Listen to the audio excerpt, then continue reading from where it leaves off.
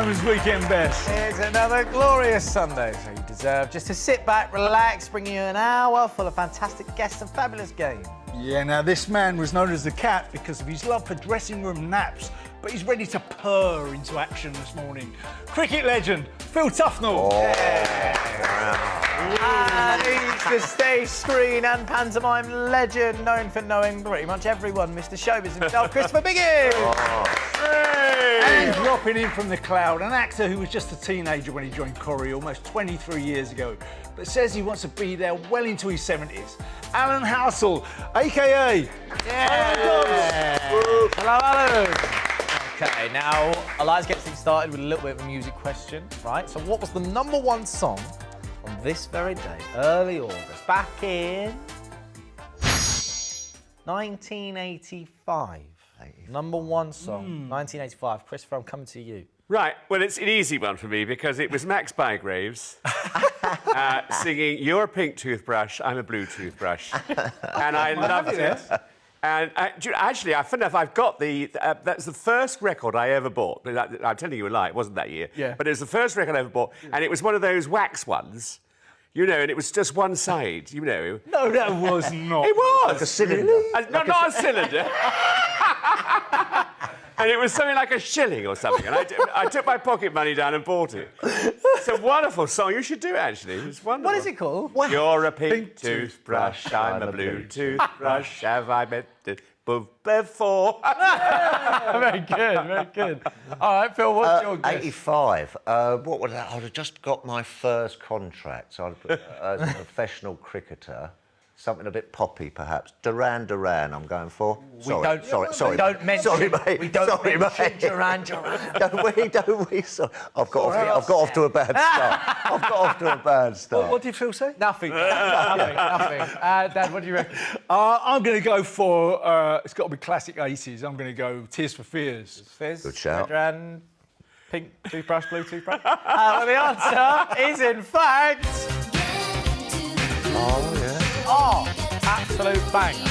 Into the Groove by Madonna on this day in 1985. It went straight to #1, staying at the top of the charts for 4 weeks and was her first UK #1 hit. Madonna actually admitted, though, to Rolling Stone that she didn't actually like singing the song, but said everyone else just seemed to like it. So it did just get me thinking, what's the song that you just absolutely love to sing? I guess what's your karaoke song, your go-to? Phil, what would you choose? I'm going to go for... I haven't got a very good voice. Oh, yeah?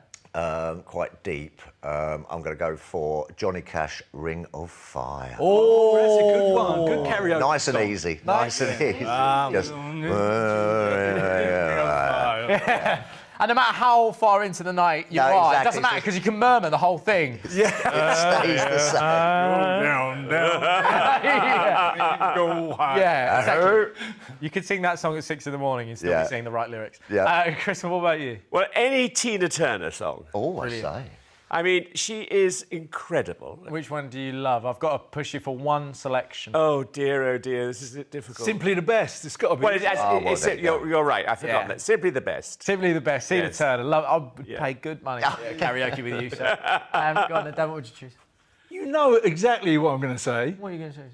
What do me and Shirley sing every Christmas? Christmas? I didn't say What that. do we sing? Honestly, it's so bad. Every What year, do we sing? my dad only sings one song. And it's Islands in the stream, that is what you are. he has to do Shirley sing it every Christmas. Even my mum's bored of singing it. And he's like, no, Cheryl, let's sing that song. Put it on, Cheryl, put it on. You know what he's Come like. on, girl.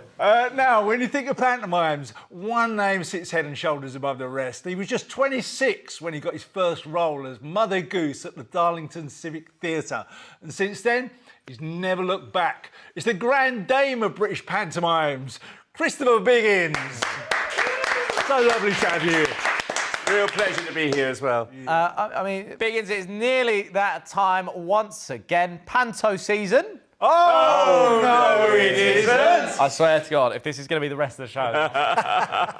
Well, look, it might actually be a little bit early, but I mean, look, Biggins, get us into the festive mood once again. I mean, this is going to be a lot of fun. You're starring in Jack and the Beanstalk. I am. And I remember when I was 26 years old, vividly being asked to do pantomime and being insulted because I was an actor, and actors didn't do common things like pantomime. I mean, pantomime was in the laps of comedians, comics, people who did what they used to do in the olden days was they would do a pantomime season, go straight into a summer season, go straight into pantomime. That was a whole year's contract because the pantomimes used to last about 3 or 4 months. I mean, it was extraordinary. Yeah, extraordinary time. I've never been one for that whole snobbery thing. I've never seen that at all. You know, I think if you're an entertainer, you can go from one thing to another, and that's what should be accepted. Yeah, but I was an old-fashioned actor. I've been to the RSC. You know, I'd worked with Judi Dench. You know, it was. So anyway, did you say that? I imagine you saying that to someone dressed in full beanstalk outfit going, I work with Judi Dench. You know who I am. Hey, well, look, I mean, it does just look like it's great escapism. It's great fun. I mean, here you are in your character as Dame Trot as well. Lovely. I mean, you make a lovely redhead, I do have to say. I do, I know. I mean... All over, too.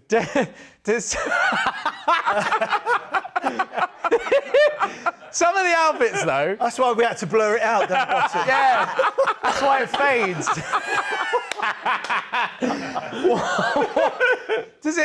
Do the outfits get uncomfortable? They are very, very heavy. Because I'm a big person, designers love me because a costume on a tiny person looks nothing. On a big person, it is elaborate and you can see every detail of it. So I get bigger and bigger costumes, but they are really heavy. I have to have 2 dressers help me put them on. Wow. And they're so heavy. I mean, it is... And, of course, the undergarments are very funny, too. I wear a leotard top, sort of flesh-coloured, and tights and fishnet tights. And I hate fishnet tights, don't you? I quite like it. they drain on your toes. It's awful. So anyway, when I remember vividly doing Mother Goose in Darlington, my first pantomime, and the only reason I did it was I came to a point where they kept asking me to do it, the producer and the director and the owner of the theatre, and I kept saying no, and eventually they mentioned money. And I thought, this is unbelievable. I was, 26 years old. I'm 72 now, so this is what, 50 odd? Anyway, a long time ago. It was £1,000 a week. No. And I thought, I better do this. Yeah, so and I did it. And of course, not only was the money very nice, but I absolutely adored the pantomime. What is it about pantomimes that British public just love? Because it appeals to everybody, and that's what makes it so wonderful. Yeah, we go every year. Every year we go. Do you go somewhere special? We go to Wimbledon.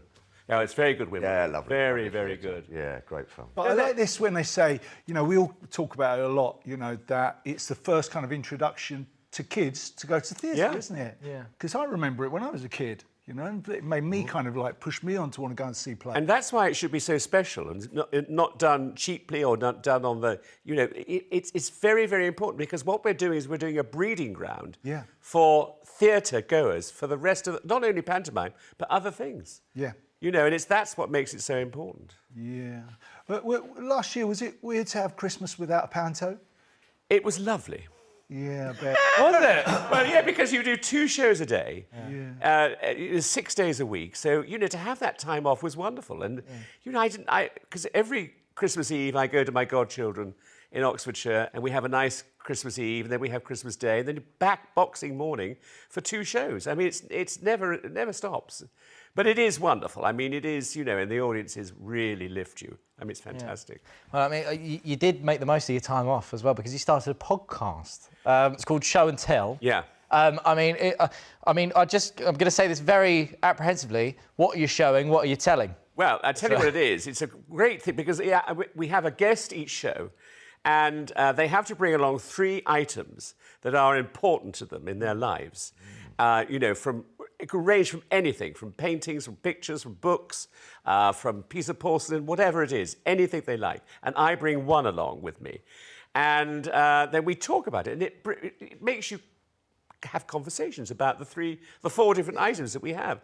And so far, it's been absolutely fascinating. Oh. Tell us about what are some of the things that you've brought on your show? Well, I did the Edinburgh Festival the last time it was on, which was 2 years ago, and a woman came back. I did a one-man show. A woman came back and said, look, my husband makes canes. Yeah. Would you like a cane? So I said, that would be very nice, thank you. He said, in fact, what he's made made one with the handle is hang on, what is the kangaroo? Yes, right, in the jungle. Kangaroo's bits. What? So the top was... That was not what I was expecting. No. And it's rather nice to touch, actually. It's quite solid. But it's kangaroo's bits, and I have it. And that's what I brought on. Oh, wow. To the show, because it's very personal to me, because you've got two King of the Jungles here. Yeah. All right, don't rub it in. I came third, all right? Oh, yeah. I came third, all right? Don't rub it in. Were you in it? Well done, What a shame. You could have had a stick with kangaroo's bits on there. Yeah, I know. You shouldn't get a good grip of it. Yeah. Oh, Christopher, thank you so much for joining us this morning. And tickets for Jack and the Beanstalk at the Orchard Theatre in Dartford are available now. Time for a quick break, but don't go anywhere because we're going to turn the spotlight on Phil next. Woo! Alan Halsall, a.k.a. Tyrone Dobbs, is going to be virtually dropping by to talk about his chaos in Corrie. See you in a few minutes.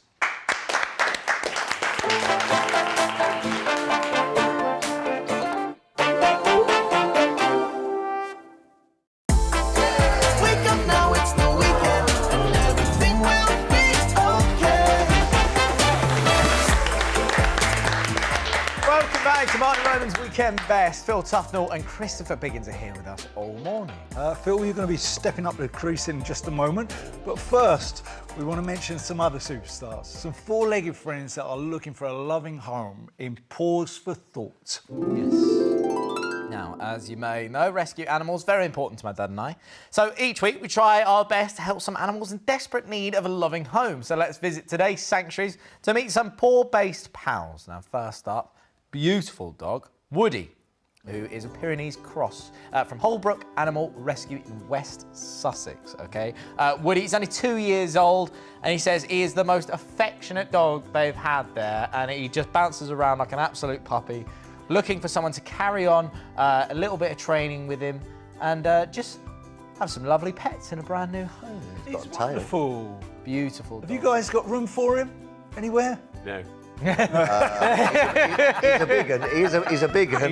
He's a big one. He's got a lovely tail, though. Look at that. I think you've got to be a certain person for a dog, because I mean, we are always away. Yeah. You know, and I would hate to leave a dog. No, you're quite right. You're quite right. Absolutely. I mean, I love them. If I had a dog, I'd have an Irish Wolfhound. Well, You had what, an Irish Wolfhound? Did you? No, did you? No, I'd like to have. Oh, they are big. They are. Yeah, I was going to say, they're Huge. But they'd take you. Bigger than all of us. hey, well, look, these two, I love these two. Two terriers from Cheltenham Animal Centre. Trouble. Spot and Bella, exactly that. Yeah, trouble, yeah. But look, these guys, 12 and 13 years old, they're looking for their retirement home.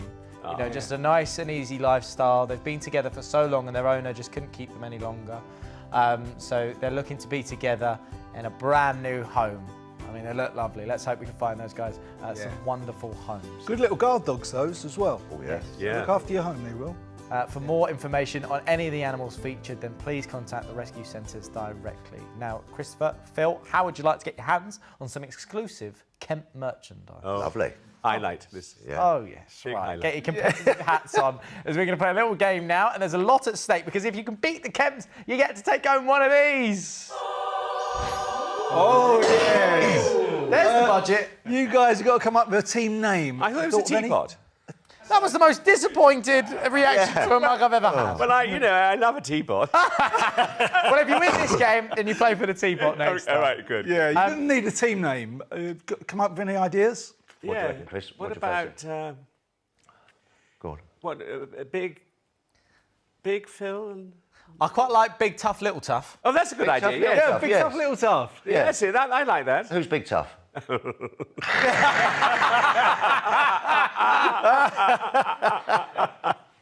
Big Tough, Little Tough. Come on, the Tough. Come on, the Toughs. Come Right, so we're going to play a little game called Clue Are You? Right. Okay, so, gents, let me explain, okay? The cloud is going to show us some picture-based clues which relate to a celebrity's name. All we have to do is work out who that celebrity is. If you think you know the answer, buzz in first, and if you're right, you get a point for the team. The team with the most correct answers when the time is up wins. Does that sound all good, guys? Yeah, great. Right, I'll give you an example just for now. Okay. So let's take a look. So really trying to work it out. So say it word by word, I guess. Say what you see. Urinal. Very good. Also, no, yeah, go on, keep going. Urinal hat. Urinal? Okay, so think of... Lou. Yeah? Lou? Oh, Lou. Lou Capaldi. Lou. Oh, you nearly said Oh, it. yes, I did actually say it. What's Go his on. name? Oh, You're basically saying it. Capaldi. Lou Capaldi. What else is Lou? Louis. Louis Capaldi. Louis yes, Capaldi. Louis Let's take a look. Capaldi. Let's take a Louis look. Capaldi. There it is. There you go. We got there. You're right. You're right. Who do you know called? Is it that time on a Sunday morning already? I should be at church. Right. Okay, so everyone's got their buzzers, Tessie buzzers. Yeah. Yeah, Come on, Big perfect. Tough. Come on, Big Tough. Right, here we go. Okay, so we're going to put some time on the clock. Again, buzz in first, and then when you think you got the answer, let's hear it. Here we go. There we go. Bear. Oh. Go on, Phil. Bear Grylls. Let's take a look. Bear Grylls. Oh, very good. Oh, here we go. Oh, my word. Oh, go on. Whoopi Goldberg. Oh! Very good! Well done. I loved it. Right, next up.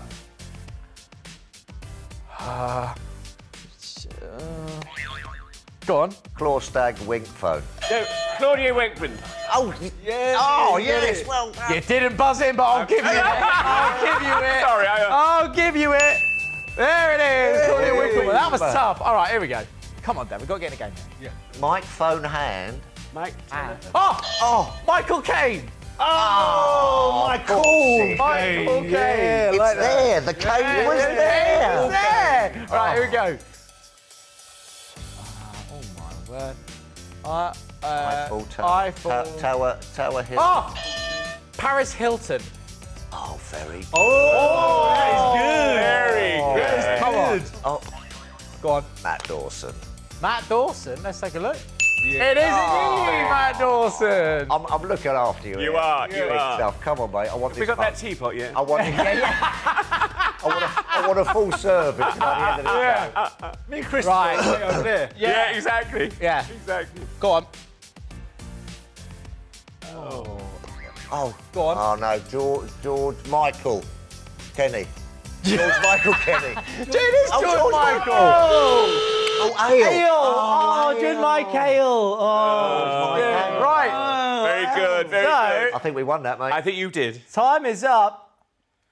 Big Tough, Little Tough have won the most. Well done. Well done. Good. And Christopher, don't worry. Christopher, now that you Smashed it. have won that game, Oh. in the next game, you will be playing for... Yeah, that's what I really want. Now we're talking. That's why he's here. the teapot. Okay, so well done, guys. You can add that, Phil, to your trophy cabinet alongside many other accolades throughout your cricketing Pride play. career. And look, speaking of cricket, I'm contractually obliged to talk about cricket for the first Yes. time in my life. Oh, go on. So yeah, I'm looking so forward talk to this. Talk to me about the 100. Yes, the 100 is a whole new format that's been sort of coming out this year. 100 balls, fast and furious, all inclusive. All at once, fired at them. Not all at 100. once. No. 51 end, Yeah. 50 the other end. Yeah. The concept's still the same. You know, whoever scores the most runs wins. Yep. It's city-based, which is great. So London, Manchester, Wales, and all Yeah, these that's kind it. of places as well. And it go along there. It's fast and furious, and everyone enjoys themselves. I mean, they're trying very hard, aren't they, to make cricket exciting? Yeah. They are. Yeah, no, they Well, are. No, it's yeah. come a I long way. guess. Look, we're football fans, right? Yes, And well, I'm not so going to am I, lie. yeah. Like you know, as football fans, Yeah. and and fans of other sports as well. A lot of other sports are really fast paced. Yeah. And sometimes with cricket, I do find it's hard to Yes. get into sometimes. And that's why they've done it, as you say, 5-day test matches for the purist, which Yeah. is still there. Yeah, yeah, yeah. So there's a good balance between... Which you I know, love, by the way. Yes, which I love as well. You know, that's my sort of traditional cricket match, you know what I mean? But so they've introduced this, 100 balls, and it's all done in a couple of hours and everyone goes along and enjoys themselves. There's music there, the bands, local bands that turn up and play, which is great. The crowds are coming back, it's been brilliant. And loads of people have been going along. It's had such a fantastic reception Yeah. as well. You know, it's Yeah. exactly that. It is Yeah. exciting. But have you had to kind of adapt the cricket lingo? A little bit, yes. Yes. For people like myself? Well, yes, we're sort of trying to explain it a little bit more because there is this new audience. And the women's game as well. It's sort of hand in hand with the women's game as well, which has gone down fantastically. You know, the young girls and the kids in the crowd have been fantastic. So you do have to explain the LBW rule and Googlies and, you know, Yorkers and bouncers. Yorkers? Yes, Yorkers. It's a chocolate bar, isn't it? Well, there you go, there you go. So there are these sort of like nuances of the game which we are explaining as we go along. Of course, of course. I mean, how has it been though to be? I mean, to be there again, and obviously, you know, with a kind of new sport, must make you want to dust off the old cricket whites. Well, yes, it does a little bit. It's funny you say that actually, because during lockdown, you all go through your sheds, don't you, and you tidy up everything, and you know, paint the fence and what have you. And I was cleaning out the shed, and I found my old jumper, England jumper, my first debut jumper at home with the Lions and everything. Oh, wow, yeah. Yeah, that's right. And so it'd been in the shed for about... There it is. I know, it had been in the shed for about 10 or 15 years, so it was chucking up a little bit. And it was a little bit mouldy and what have you, so I gave it to my wife, Dawn, and she shrunk it. I know! I'm never fitting in that. I know. It was shrunk with love. Yes, it was, but it fits in a lovely frame now. And it's bedside. Bedside, just there. Oh, fantastic! And you've actually been doing a lot of reminiscing about your old cricket days. Yes. As well, you got a book. Yes, I've got a book. Of course, how not to be a cricketer. Yes, that's there right. It is. I love that title. Yeah, I should be pretty good at that. Yeah. Talk to me about the book. How did it come about? Well, just something to do in lockdown. Yeah. Yeah, sat down and decided to, you know, have a chat with my mate. And, you know, about the pitfalls and what have you, which I used to sort of like jump headfirst into. So there's a few nice anecdotes in there and, yeah, just a bit of advice. Bit of advice, you know. I managed to come through my career pretty unscathed. Yeah, I mean, what's the biggest advice that you tend to give those young cricketers? What would that be? Oh, that's a good question. Never go in the front door of the hotel, always go round the back. Very good. Yeah. I'll tell you what, speaking of bloopers, right, here's one I think you'll never forget. Let's have a look at this. What's it? Oh.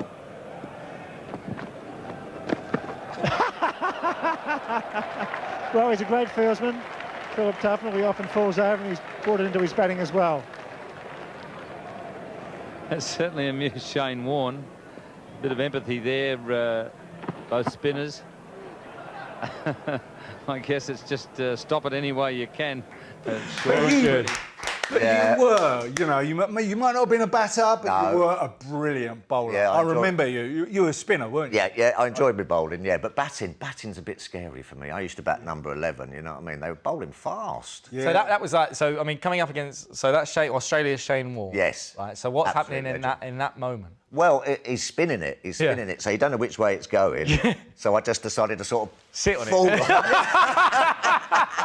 And I just sort of fell on it. Oh, no. But you say you know you weren't a great batsman, but you used to have a name for your bat as well, didn't you? Well, yes, they used to call him my Teddy.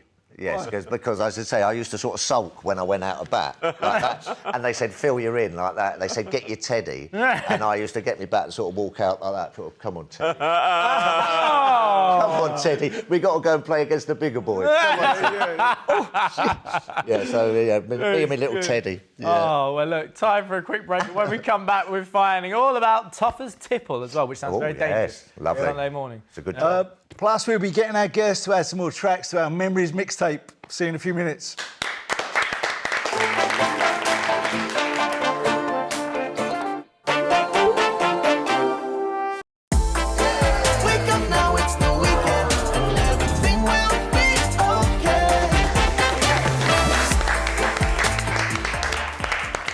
Welcome back to Martin Roman's Weekend Best. Phil Tufnell, Christopher Biggins are here. Shortly, Alan Halsall from Corrie. He's going to be dropping in from the cloud. Now, Phil, before the break, we were talking about cricket. Yeah. But let's turn our attention to another passion of yours. Yes. Wine. They go hand in hand. Do they, though? They do a little bit. Well, where you go touring, you know, I've been all over the world touring with cricket, but usually it's the places that do a lovely drop of wine. New Zealand, South Africa, Australia. So on days off, we used to sort of find ourselves in wineries, usually, just relaxing and getting away from the game. Well, look, talk to me about tough as Yes. tipple. That's a challenge to say after a bottle or two. No, exactly. Yeah, it's great. It's great. It's a range of wines. It was great fun tasting them all and mixing them all up. There they are. And I've got my face on a wine bottle. I'm like a proud father. Yeah, I'm like a proud father yeah. there. No, it's great fun. They go, me and my mate sat down and he said, what do you like doing? And I said, well, I like Sunday lunches, I like barbecues, and I like sitting in the garden and eating seafood. And then we sort of like made this range of lifestyle wines, you know what I mean? Yeah, and I'm really happy how they turned out. They look wonderful. Yeah, they taste lovely. Yeah. Good. I've toured Australia and New Zealand all around there with the band, and those wineries they have in those countries are just the best. to die for. Different class. Unbelievable. But we've got some big news because after 14 years, Question of Sport coming to an end. Yes. Lots been made of the new lineup. What do you think of that? Great, great. We've done it, as you say, lucky to have done it. I think I did it for about 14 years. Dorse did it for about 17 years. And, of course, Sue, our leader, Sue. Yeah, you just got to move on, you know what I mean? They wanted to freshen it up again, so absolutely no problem. Great show. It's great fun. It was great fun. I love that show. And It's a great show. And also the three of them work so well together. Yeah. I mean, I thought you were brilliant. Yeah. But it's not the end because we're going on tour. Exactly. In September. Let's talk about the tour. There we are. So tell us about the tour. So what you guys can be doing? Well, just going through the show, really. We're going to have a little bit about the history of the show with Emlyn and Beefy and all the old captains and what have you. Oh, you took me back then, yeah. Coleman, David Coleman, Emlyn Hughes, of course. Look at the size of that margarita glass. It looks like I've got the biggest one there, doesn't it? Yeah, that's handy. So, yeah, we have great fun on that show. We're we're great friends and... it's going to be exciting to go on the tour up and down the country September, I think. It might be probably the best way to be able to kind of, I guess, leave the show. If you're spending that amount of time with each other on a tour, because by the end of it you go, oh, thank God I'm leaving that. Yeah, we get on very well. Are you going to miss the guys, though? Well, we're great friends, so we see each other anyway. So lovely. Yeah, it's not the end of our friendship. Yeah. Oh, fantastic. Well, listen, Phil, thank you so much for spending your Sunday morning with us. Pleasure. And tickets for Question of Sport live are available now. Ooh, now we have reached the point in the show where we delve into our guest musical memories and add some more tracks to our Memories mixtape. We're going to give you both some topics, and all you have to do is to think of a song that reminds you of that memory. All right? OK, so let's have our first topic. What have we got? Favourite place. Phil, I'm going to start with you. So what song reminds you of your favourite place? I Love You, Baby. Oh, yeah, sound a bit like this? Love this track. OK. Why this song? Got married to my beautiful wife, Dawn, on a beach in Mauritius, and that was our wedding song. Yes. We sort of eloped. We saw a couple of Scottish guys and said, could you be the witnesses? And then we got it done. That's quite similar to what you did. Yeah, me and Shirley did exactly the same. Went to Lucia, eloped, got away from everything. That's right. Found somebody to be a witness. We were married. Yeah, and we've stayed friends with them ever since, actually. It's complete strangers. Yeah. I never stayed friends with mine. Oh, no, Christopher, what about you? Well, mine is a very exotic place, a place I love, and I haven't been to for a long time, funnily enough. I don't know why, but I think probably to do with what we've been going through in this country. I mean, it's difficult. But it's New York, New York. Oh, sounds like this. Start spreading the news. But I love the city. That city is wonderful. Very good. Let's put another one on Memories mixtape. Right, school. What should we do? What song reminds you of school, Tuffers? Anarchy in the UK, Sex Pistols. Take a listen. This is one of the first songs you taught me how to play on guitar. Right, was it? Yeah. Yeah. Why does this just bring back school? It was just chaos. My school days were absolute chaos. And punk had just started. And so we were all looking for something. And we all had the Mohicans and the biker jackets. It was brilliant. Were you much of a punk fan, Biggins? No. No, I say that frivolously because, yes, I mean, some of them were good, but I didn't really, wasn't my sort of music. Yeah. I think you'll be interested by what my school thing is. I am really interested. Yeah. Mine is, it's a song called Money, Money, Money, Can You Use Any Money Today? And it was sung by one of the great American stars, Ethel Merman. Okay. Which, do you remember Ethel Merman? Yeah, well, I know the name. Yes, I mean, she was extraordinary. She was absolutely extraordinary. Yeah. And I had, when I was at school, I had a wonderful elocution mistress and a wonderful music teacher, Mr. Lewis, who was very, sort of campish, And anyway, he made me... the only piece I can play on the piano to this day is Daffodil Dell, and that very badly. But he did a production of Call Me Madam, of which Ethel Merman starred. And the big number was Money, Money, Money, Can You Use Any Money Today? And I was 14 years old playing this woman. I think that's where it all started, now. Yeah. Started early. Yeah, I started very early. I want to hear this song, but I slightly kind of want to hear more of your version. Money, money, money, money, money, money. Can you use any money today? Okay. Just bringing it all back. She didn't need any microphone. She had the most extraordinary voice. Beautiful voice. Beautiful voice. I mean, she was amazing. Fantastic. Amazing. Very stark contrast there. Yeah, a stark contrast. Yes, exactly. Yeah. Sex Pistols, Johnny Rotten and Sid Vicious. Versus Ethel Merman. Right, what have we got next? Birthday, okay, Phil? The Joker, because I had my birthday in the jungle, and that was the song that I came out to. Oh, let's take a listen. 'Cause I'm a picker, Oh, right. I'm a lover, and I'm a sinner. Phenomenal song. Good tune. Very good. Very nice. What a song. track. Yeah. Memorable birthday in there. Oh, yeah, remember that one all my life. Yeah, for sure. Go on, Biggins, what about yourself? Well, when I was 60, I had a big birthday party. And I invited my closest 450 friends. I'm sorry. I'm sorry I didn't know you. Because you would have been there. And it was an amazing party, even though I say it myself. And I got a girl from Birmingham who was a Shirley Bassey sound-alike and look-alike. And do you remember that song which I think Shirley Bassey did, was Let the Party Begin, Let's Start This Party? Get the party started. Let the party started. And she came into this ballroom of the hotel and she started to sing the song unaccompanied. She came in and everybody turned and everybody went wild, including people like Joan Collins, who'd known her for years. Yeah. And they all thought it was Shirley Bassey. And they gave her a standing ovation. This girl's never known anything like it. Let's take a listen. It was... Great tune. Love that. Yeah. Love that. What a tune. Yeah.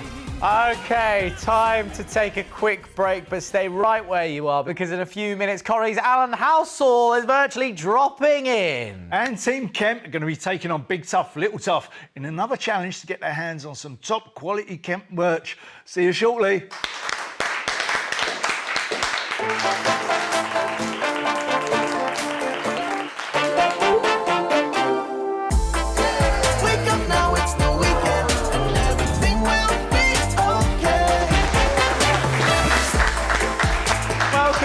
Phil Tufnell and Christopher Biggins are here, or their team name, Big Tough, Little Tough. Yeah, they're here all morning.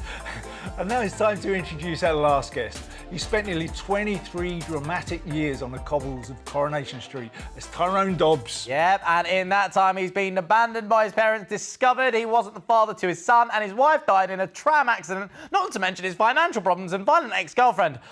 Whatever next? Let's find out. Alan Halsall, thanks for joining us. Hey, Alan. 23 incredible years on that show. I mean, do you remember the early days? What's your biggest memory of just starting?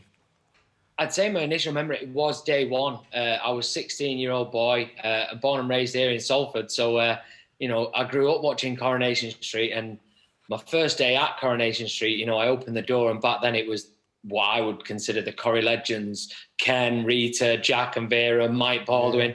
And I walked into this room and I was like, wow. And I vividly remember that first day. Oh, man. Well, look, I mean, let alone the last 23 years to talk about. I mean, just the last week alone has been ridiculous, hasn't it? I mean, try and sum up the last kind of week for Tyrone in, let's say, like 3 sentences. Oh, well, wish me luck. Right. left his partner / wife and kids for another girl who's younger, had a baby, moved out, had a fire.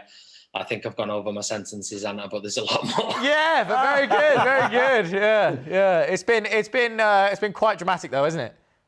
Oh yeah, absolutely. I mean, there's been so much to film over this last kind of 8-9 months. Lots of dramatic twists and turns along the way, which we all expect from soap operas. Of course. It's been very dramatic, and we've actually got a clip from Friday's dramatic episode. Let's take a look. I'm so sorry, Ty.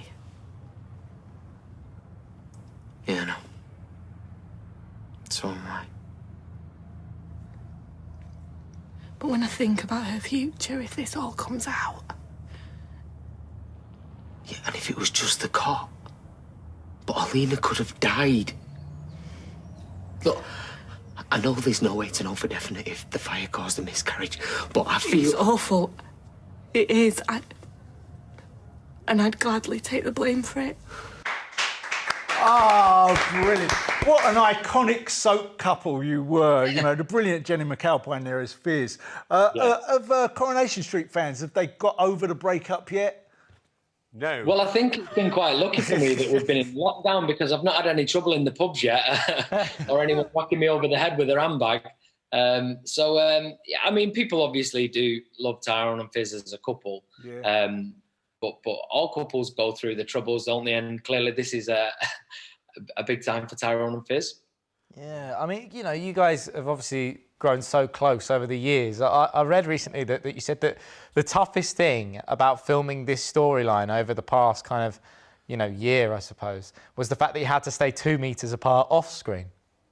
Yeah, I mean, it really is. Telling certain types of stories, it's not just our story, there's lots of other stories that are the same, but filming certain types of story where sometimes just holding of a hand or an arm around the shoulder or a shoulder to cry on actually says a lot more than the dialogue could say.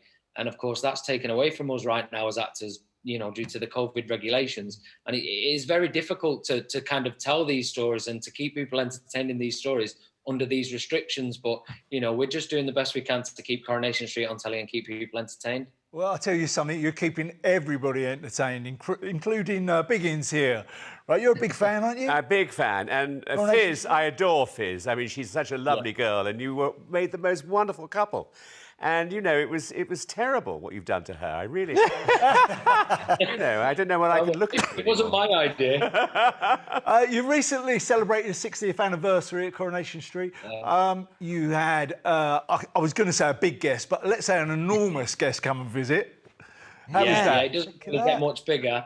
I mean, the Queen arriving to the cobbles. I mean, did you have to all go through protocol?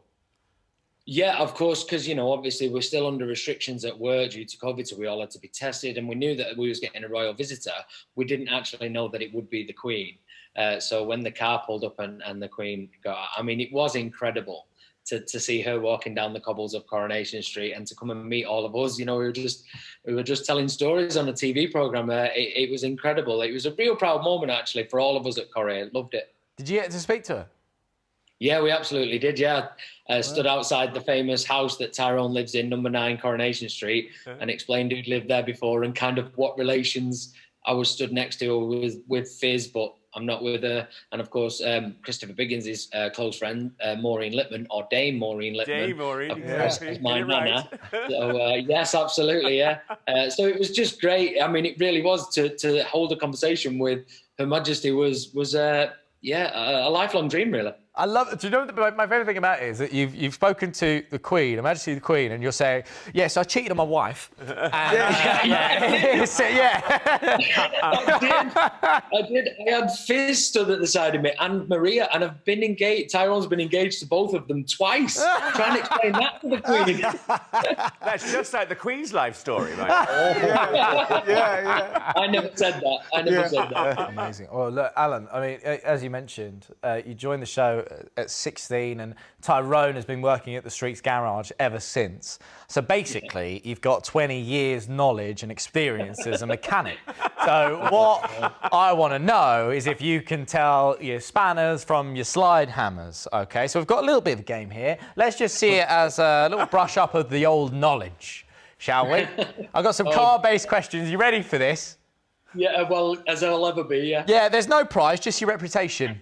Okay, that's Yeah, just Tyrone's reputation. Right, okay, let's try these out. I'm terrible with cars, by the way. Are any of you guys good with cars? Car knowledge? No, not Car knowledge? Not really for me. Yeah, I like driving them too, yeah.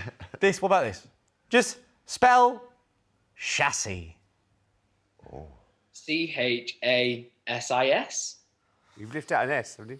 It's a double S. Yeah. It is a double S, but I'll give you it. I'll give you it. I'll give you it. I'll give you it. He's not up for a teapot, is he? No, he's not. Don't worry. Don't worry. You will get your teapot. You get your teapot. Yeah.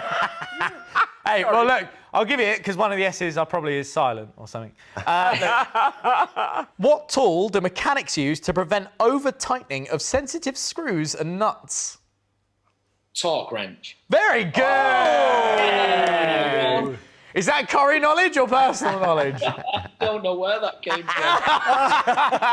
Right. Where on a car would you find a lug nut? A lug nut? On the wheel?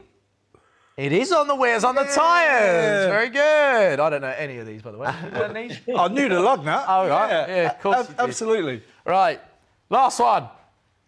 What does a banana drill do? Do we want the clean answer? Banana drill. I don't know. Drill holes in the exhaust pipe. I have no idea. That was actually a trick question. We made that one up. But you know what? You didn't actually do too bad. You didn't do too bad. Well done, Alan. Thank you so much for joining us today. Thank you so much. And you can see Alan in Coronation Street weeknights on ITV. OK, Christopher and Phil, or should I say Big Tough, Little Tough. Yeah. Have you worked out who's Big Tough and who's Little Tough? Of course we have. Yeah. OK. Yeah. It's time for our final game of the morning, which is... Let's do it. Yes! OK, this game is all about speed and art ability, and there's only room for one sheriff in this town. The rules are simple. Phil, you and I are going to be going head-to-head and drawing some items on our boards. Christopher, you and my dad will have to guess what we might be drawing, and whoever guesses correctly first wins the point. And in honour of yourself, Biggins, yes, all the answers will be famous pantomime. Oh, very good, very good. Come on, you've got this. I know it sounds simple, but because this is Quick Draw Extreme, we'll also be wearing blindfolds. Not very simple now. Phil? Yeah. Are you ready to place on the blindfold? Oh, I've got to take the hat off first. Can't get it over the hat. Yeah. Here we go. All right. OK, so Dad... ready? Hang on, Dad. Hold on, We've got to get the pens. Yeah, where's my pen? Got your pen? Here's your pen, right? I can't take that off. Oh, there it is. There it is. Yeah, mine. Oh, I'm a lefty. Yeah. Oh, you got it all over your fingers. Why would you give it to me with the lid off? Well, you've got enough tattoos. It doesn't make any difference. All right, fine. OK, so Dad, I need you. Where's the board? You ready? All right, yeah. Who's going? You ready, Phil? Am I going? Well, I'll do my first one, yeah? No, so Phil, we've got time on the clock, right? Yeah. So there's going to be time on the clock. We're both going at the same time. Right. So as soon as you hear the whip crack, we start. OK. All right. So And can I ask you a question before we start? Yep. Are you doing the same thing? we're doing the same thing. Ah, all right, Yeah. OK. OK. On the sound of the whip crack, Right. on your marks, get set, draw. See.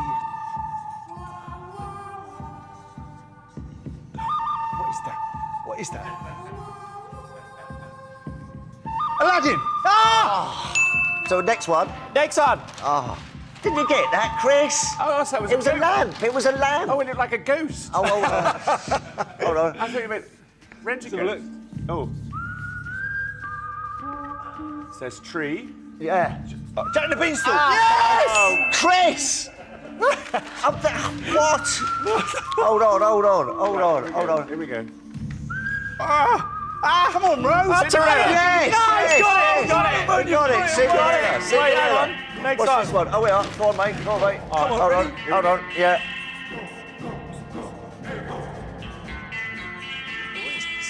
Seven dwarfs. Yes! No, don't let him win. Well done. Oh, God, right. Hold on. Teapots at stake. I know, hang on. Here we go. Help me out here, Dad. Get the thing over. Right. Dick Whittington. Puss in Boots. Yeah! It looks like a pig. I didn't know it was. Oh, God. Well, look. Well done. Looks like a Hoover. Well, now, give me some knuckles there. Go on, mate. Did we get the teapot? That's the end of the game. I can reveal the winning team is Big Tufnell. Yes! Well done. Let's take a look at what you've won. Well done. There it is. The teapot is all yours. That's our lot for today. If you missed any of the show or just fancy watching us all over again, you can catch up on the ITV Hub. Let's hear it from our guest, Phil Tufnell. Mr. Biggins. And Alan Halsall. So great to have you here. Yeah, we're back next weekend with Ellie Taylor and John Coleshaw. And Harry Redknapp's coming as well. Terrific. Thanks so much for spending your morning with us. See you next week. Well done.